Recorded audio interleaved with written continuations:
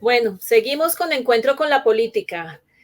Las patrañas para el golpe blando. Consuelo Ahumada, docente universitaria de la Universidad Externado de Colombia, miembro de la Asociación de Economía Crítica.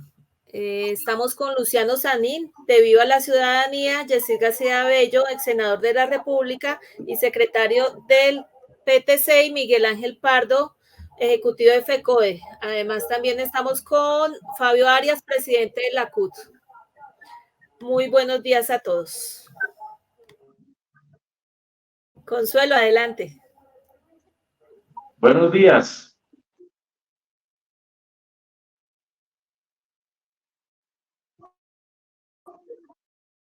Creo que Consuelo tiene problemas de conexión. Buenos días, ¿le escucha?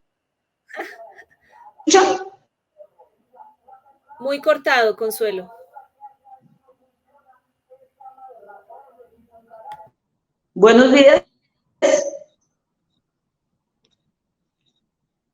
Adelante, Consuelo.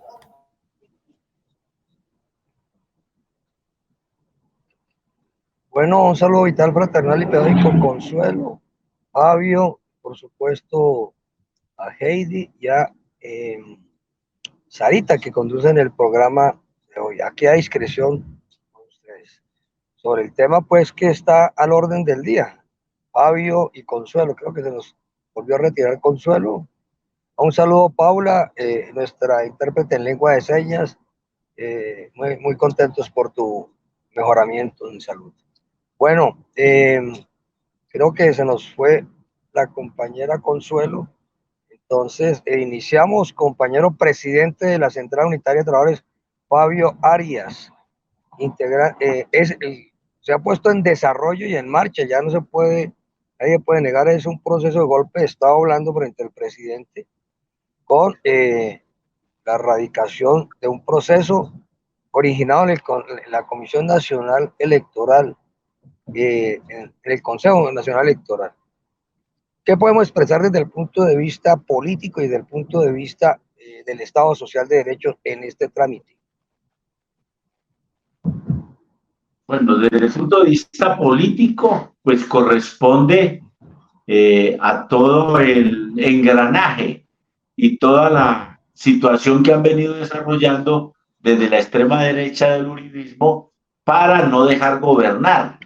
Y pareciese, según ellos, que hubiesen encontrado un mecanismo para iniciar ese proceso de golpe de Estado, que es lo que se ha llamado la ponencia que han puesto en el Consejo Nacional Electoral dos magistrados, Álvaro Hernán Prada, vinculado al proceso de manipulación de testigos por el cual el expresidente Álvaro Uribe Vélez le ha formulado cargos en la fiscalía, es decir, es una persona sub judice. Y estos dos magistrados, pues, ponen en consideración, hágaseme el favor, una cuestión absolutamente ilegal, y es investigar desde el Consejo Nacional Electoral al presidente de la República. Esa no es competencia del Consejo Nacional Electoral. Digamos que con este solo elemento, esa investigación está viciada de nulidad, para ponerlo en términos exactamente de jurídicos. Pero evidentemente es lo que es un juego político encaminado a generar un proceso de ingobernabilidad en el país que posteriormente pueda generar la separación del cargo de la presidencia de la República de Gustavo Petro, lo que hemos denominado siempre un golpe de Estado. De tal manera que desde el punto de vista político está en marcha ese proceso, pero jurídicamente tiene muchos vacíos, cuando no nulidades como esta que acabo de mencionar. Y la otra, pues más significativa, es que siguen sumando dineros a la superación de los topes, a dineros que ya, por ejemplo, el caso de FECODE ya ha demostrado hasta la saciedad. Sin embargo, ellos no quieren entender eso. Pesa más la decisión política, el odio, la consideración, que verdaderamente una reflexión detenida sobre si esos recursos definitivamente entraron a la campaña o no. tal como lo ha demostrado FECODE, esos recursos no entraron por ninguna circunstancia a la campaña presidencial de Gustavo Petro, sino que entraron fue a Colombia Humana, como está en la escritura pública. Entonces aquí esa ponencia tiene muchos fallos jurídicos, pero lo que toca destacar aquí es que hay un interés político en darle golpe de Estado al gobierno, y en ese sentido es que lo tenemos que concebir y precisar.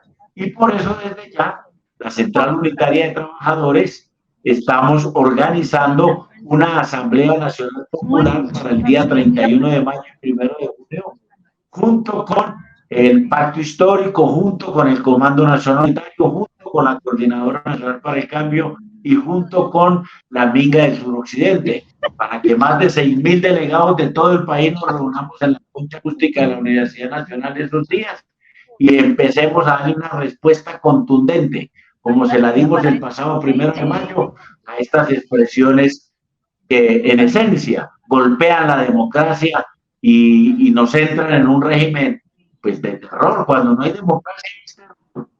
Fascismo, decimos, en términos de las caracterizaciones políticas. Yo creo que eso es lo que hay que anotar de todo este proceso que empieza a ver en el Consejo Nacional Electoral, compañero Miguel Pardo. Bueno, queda claro que de manera intencional asumen un proceso que tiene un trámite que tiene pues claras y evidentes fallas de carácter legal, como ya ha expresado Fabio, pero la pregunta es, ¿consideran que esa es la fórmula más expedita frente a la tradicional trámite ante la comisión la comisión de acusaciones de la Cámara, o qué otra razón podría encontrarse en esa intención de poner al Consejo Electoral en eso, a sabiendas, como ya se ha planteado, que por lo menos lo que tiene que ver con los aportes de FECODE y la Unión Sindical Obrera está comprobado que entraron fue al partido Colombia Humana y no a la campaña electoral?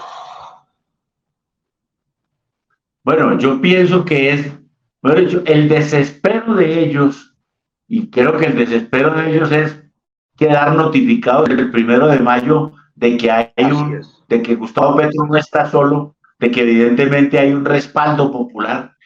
Eso los lleva a ellos a cometer errores graves. Graves es porque si usted hace un proceso en el cual está viciado de nulidad, pues más temprano que tarde se va a caer en algunas de las instancias. Pero yo creo que ellos están generando o tratando de generar una opinión política muy rápida para generar posibilidades de eso. Pero repito, la precipitud con que lo hacen, el afán desmedido para generar cualquier circunstancia que, según ellos, propicie la caída de Gustavo Petro, repito, los hace cometer errores graves. Yo creo que esto no tiene mayor consideración si uno lo pone desde el punto de vista jurídico. Pero bueno, la intencionalidad sí es clara y manifiesta. El odio está puesta sobre esa ponencia y nos toca a nosotros hacer todos los ejercicios de movilización popular más profundos, de igual o similitud a los que se hicieron en el estallido social, para lograr desactivar esta precipitud y esta urgencia en la cual está la extrema derecha y el uribismo para darle un golpe de Estado al presidente Gustavo Petro. Bueno, estamos planteando que vamos a necesitar para concretar las reformas sociales muchos, pero muchos 1 de mayo. Y ahora pues vamos a necesitar muchos 1 de mayo para evitar pues la destitución del gobierno popular en cabeza del presidente Gustavo Petro. Creo que el punto está claro, es decir, es un tema frente a esa batalla gigantesca que se ha orientado, se ha liderado por parte del presidente, que ha asumido las banderas de la movilización social y ha impulsado un proceso de reformas sociales que buscan restituir derechos. Uno se pregunta, Fabio, ¿cuál de todas esas reformas es de las que más le pisa callos al viejo régimen y al viejo establecimiento neoliberal? Pues hay 3 que han generado pues toda una controversia, pero también ya hay realizaciones en materia de tierra y de restitución de tierras, cosa que no ocurría desde hace prácticamente más de un siglo. Yo creo que esa es una consideración que debemos hacer y que quisiera pues que Fabio, que está todos los días en una permanente discusión y relación con empresarios, con el sector agrario, con el sector de la producción, pudiéramos encontrar allí una respuesta mucho más precisa. Todo lo que ha hecho Gustavo Petro le incomoda al establecimiento neoliberal y a los grandes empresarios, por supuesto. Lo primero que hizo el gobierno fue la reforma tributaria y eso lloraron.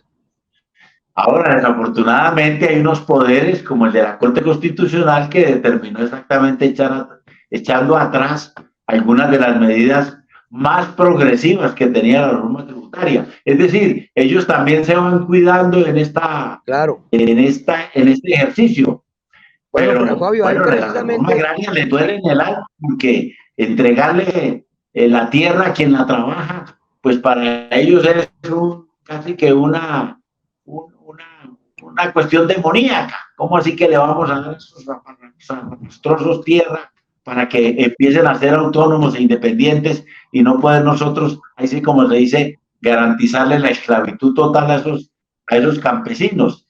Y la reforma laboral que recupera derechos, el recargo nocturno, los dominicales y festivos, la estabilidad laboral, son temas que le quitan poder al empresario frente a los trabajadores. Y si a eso se suma el empoderamiento de las organizaciones sindicales con las libertades sindicales, pues obviamente que tampoco lo soportan. Lo mismo con la reforma pensional.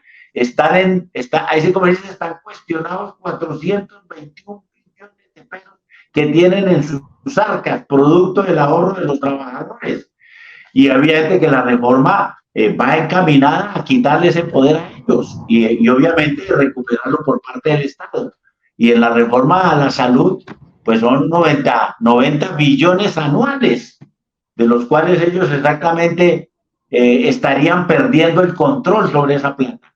Es decir, el ejercicio de las actividades privadas, especialmente el capital financiero, han sido los callos que tomó la decisión Gustavo Petro de pisar. Y por eso les duele tanto todas estas reformas que viene adelantando el gobierno. Ese es el conjunto de ellas lo que verdaderamente los hace reaccionar de esta manera tan virulenta, de esta manera tan exagerada y tan rápida y veloz que inclusive terminan cometiendo errores. Pero esos son los motivos sustanciales por los cuales ellos están en contra del presidente Gustavo Petro, en contra de sus reformas. Y en contravía, entonces nosotros decimos, pues por eso es que hay que respaldar a este gobierno, porque está mostrando evidentemente que está pensando en los sectores sociales y populares que les quiere restituir derechos. Entonces ahí está la contradicción y ahí está el ejercicio de esta fuerte controversia polarizante, que mientras se desarrolle en términos democráticos, es decir, sin ejercer la violencia, creemos nosotros que es plenamente válida.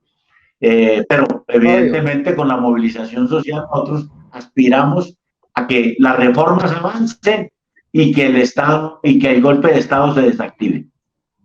Fabio, creo que hay que resaltar allí un asunto, es esa reforma tributaria que además por primera vez se destinó a la inversión social, que no fue para tapar huecos de la corrupción, y en segundo lugar, que en el caso de educación constituyó un salto enorme de pasar de 58 a 70 billones de pesos, se constituyó en el segundo rubro más alto del presupuesto general de la nación y se señaló y se destinó para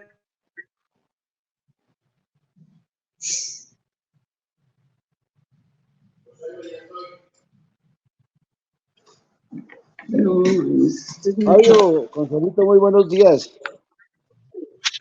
Jairo, ¿qué ha habido? Buenos días. Sí, muy buenos días. Pues Miguel, parece que como va por camino vamos a continuar nosotros en la conversación sobre este tema. Y me parece a mí un tema que no se ha tocado mucho, pero que tiene que ver mucho con esta situación en el país. Tiene que ver también con lo jurídico, todo aquello que se ha venido escondiendo desde años atrás con todos estos temas de la corrupción. A ese respecto, pues le voy a dar la palabra a Consuelo, quien acaba de ingresar, que nos comente a este respecto cómo va esa situación, qué es lo que también está detrás del golpe blando.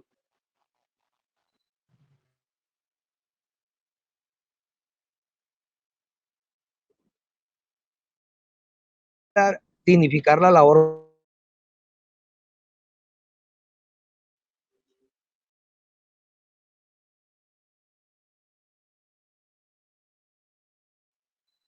Fabio, retomo otra vez con usted porque creo que Miguel y Consuelo se nos está fallando la conexión. Fabio, buenos días.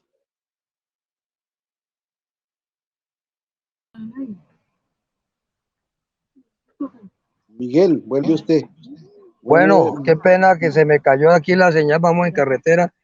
Sí. Vi que ingresó Consuelo, Jairo. Sí, correcto, estaba hablando con Consuelo, pero también se nos ha congelado. Yo estaba planteándole el tema que tiene que ver con toda la problemática jurídica que hay durante estos años de corrupción y pues que también tienen que ver con el golpe blando. Entonces estaba tratando como enfocar la conversación sobre ese tema. Pero porque Fabio también se nos salió. Si Fabio está ahí nos puede entrar, pues bienvenido nuevamente. A ese Bueno, respecto, Aquí ahí estoy. entró Fabio. aquí entró Fabio. Pues yo quería Sí. más con Consuelo, pero también con Fabio, pues señalar porque hay sectores que todavía dicen que eso es un cuentazo. La extrema derecha habla de que esto es pues una forma de defenderse el gobierno para que no lo tumben porque se han descubierto asuntos de la corrupción. Pues uno tiene que señalar los precedentes que ha habido en América Latina. Ha regresado Consuelo y me parece muy importante con Consuelo, si le parece considerar esa pregunta, mirar cómo fueron los procesos en América Latina de golpes de Estado, especialmente en Brasil. Bueno, buenos días de nuevo a todos y todas. Sí, yo poner ese contexto internacional, porque efectivamente cuando se habla de golpe blando, por supuesto la extrema derecha lo rechaza, los medios también, incluso estos sectores que no entienden nada de nada, dicen que es un invento de Petro para defenderse, pero no, esto es una tendencia que viene dándose en América Latina, que ha sido caracterizada, que ha sido estudiada a fondo, porque ha habido varios ejemplos de cómo, digamos, después del desprestigio, los golpes militares de los años 70 y 80, a lo que se recurre en este momento, lo que recurren las oligarquías de América Latina, es a lo que se ha caracterizado como los golpes blandos. ¿De qué se trata? Se trata de desestabilizar a un gobierno con muchos medios, muchos recursos, que ahora los hay, ¿sí? Empezando por la utilización de la opinión pública, los medios, se toman cualquier escándalo, se magnifica, se pone al límite, se genera una incertidumbre entre la población para que la población desconfíe y por lo menos se neutralice, si no se va en contra del gobierno progresista. Tenemos muchos ejemplos. Quizás el más notorio y de mayor influencia, de mayor repercusión, fue el de Brasil, primero con el escándalo a Lula, ya hace rato, el escándalo por unos supuestos sobornos que finalmente se resuelve, que se encuentra que el juez que hizo el escándalo, que armó el escándalo, el señor Moro, que se ponía como prototipo de los jueces limpios y demás, estaba contratado o era agente de la extrema derecha, ¿sí? Y después cuando se le da la independencia, pues ya ha ganado, se le decreta que es inocente, ya ha ganado Bolsonaro y tiene que sufrir el pueblo brasileño semejante tragedia. También se hizo lo de Dilma Rousseff, que se le destituyó y también fue por una causa que no tenía nada que ver. Entonces esto se ha utilizado también como lo que se llama el lawfare, o sea, la utilización de la justicia y sobre todo los escándalos de corrupción para inhabilitar a un candidato. Ha pasado en muchos otros lados, en Argentina, en Uruguay, en Paraguay, en Honduras, ¿sí? Entonces, con eso se pretende desvirtuar a las fuerzas de izquierda. Lo que está pasando en Colombia está en la misma línea, ¿sí? Es muy grave y es muy importante hacerlo conocer a la opinión pública que tiende a desconcertarse con semejante bombardeo de noticias en contra del gobierno, semejante manipulación de las noticias. Entonces, por eso la gente, y más los maestros y maestras que estamos en contacto con estudiantes, con padres de familia todo el tiempo, no podemos dejarnos engañar ni enredar con estos escándalos y mirar que lo que se pretende es desestabilizar al gobierno. Más allá de que el gobierno cometa algunos errores, eso no se puede negar, pero es un gobierno transformador. La primera vez que tenemos un gobierno transformador en Colombia frente a otros países de América Latina que ya no lo han ensayado. Entonces, eso tiene que quedar muy claro para todos nuestros oyentes. No, Consuelo, creo que también acudiendo a la experiencia de América Latina, pues tener en cuenta cómo frente a los intentos de golpe de Estado, tanto que han sido efectivos como los que no han sido efectivos, ha contado mucho. Por un lado, como lo has mencionado, la propaganda, la ofensiva propagandística de los regímenes totalitarios, como también, por supuesto, ha funcionado mucho el tema pues de hacer uso de la legalidad entre comillas. Hoy tenemos ejemplos de América Latina con unas circunstancias complicadas después de haber tenido gobiernos democráticos, como en el caso de Argentina, en el caso de Milei. Creo que nosotros debíamos hacer una invitación, porque esa experiencia de Argentina es una experiencia que fue fruto de una campaña propagandística enorme, por supuesto, errores del gobierno socialdemócrata, pero que hayan votado por lo menos tres de cada cuatro jóvenes por Milei, pues creo que merece un comentario aquí, y que después de Milei, en diciembre, hayan salido a manifestarse incluso con las universidades y los colegios en vacaciones, miles y miles de argentinos, y la última movilización que fue extraordinaria de 1 millón. Entonces miremos, digamos que vale la pena que hagamos un comentario sobre el particular. Sí, claro, Miguel. Mira, yo creo que el caso de Argentina es, bueno, hay que mirarlo con mucho cuidado. ¿Qué le pasó a Argentina? Una desestabilización económica enorme, una inflación enorme, pero resultante en primer lugar de las imposiciones del Fondo Monetario Internacional y de los gobiernos neoliberales, particularmente el de Macri, que impuso un préstamo absolutamente lesivo aceptó un préstamo absolutamente lesivo para el país, unas condiciones terribles. Eso llevó a desestabilizar al país de una manera considerable. Por supuesto, como siempre, se cometen errores, pero siempre hay que mirar cuál es el factor principal que determina la crisis. Vienen las elecciones, se utiliza por los medios, por la extrema derecha internacional, que además, faltaba decirlo, está organizada. ¿Sí? Cuando ven la perspectiva de un gobierno democrático, van a desestabilizarlo, como pasó, por ejemplo, con Ecuador.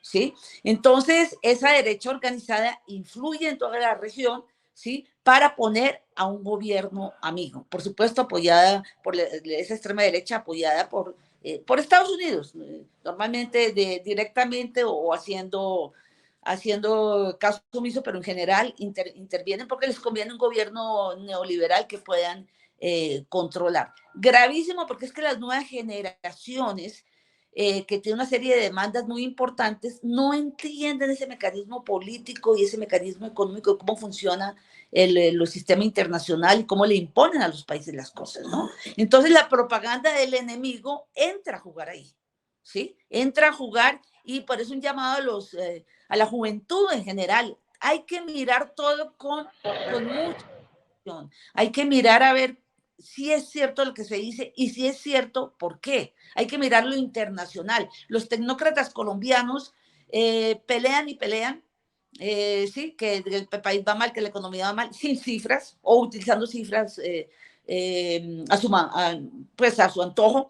No miran lo internacional, no miran, por ejemplo, que el Banco de la República mantiene altas las tasas de interés cuando podía bajarlas, no miran la política de Estados Unidos, no miran nada de eso y cuestionan todos los resultados, ¿no? Entonces tenemos que hacer un súper esfuerzo en llamar a la gente a mirar esas cifras, mirarlas en contexto, mirar de dónde venimos. Eso no es mirar por el retrovisor, puede serlo, pero mirarlo en el sentido positivo, es decir, si venimos de semejante crisis, no podemos salir de esa crisis de inmediato. Ahora, hay que hacer esfuerzos, hay que corregir errores y todo lo demás, pero nuestro gobierno sigue siendo nuestro gobierno. En todo sentido, podemos mirar lo que está haciendo, lo que está diciendo, y pues tenemos que sacar adelante este proyecto que es nuestro proyecto. Tenemos que afianzar ese acuerdo nacional. Petro tiene que hacer un esfuerzo por hacerlo y sacar adelante este gobierno con unas realizaciones de manera que garanticemos que se pueda continuar con este proceso de transformación. Bueno, veo ya nuestra presentadora, conductora, my directora forever, como le decimos, my directora forever, Heidi, que ha prendido la cámara. Significa que se nos ha agotado el tiempo, salvo que ella quiera hacer alguna pregunta. Yo simplemente quiero resaltar las conclusiones de la 13ª Conferencia Regional de la Internacional de la Educación, que se realizó hace más de un mes en San José.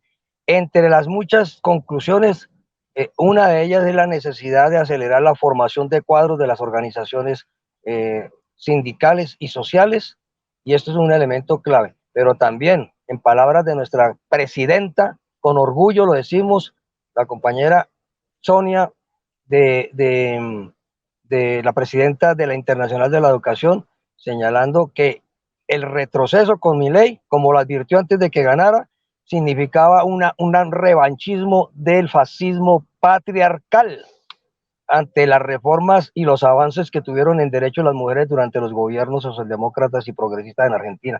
Hay que resaltar también eso, y a la juventud, que fue la que cayó en el engaño de votar 3 por cada 4 jóvenes, que tuvieron que salir inmediatamente a defender la existencia real, no solamente de la universidad pública, sino del Ministerio de Educación y de Cultura. Un abrazo, mi directora, quedo a discreción.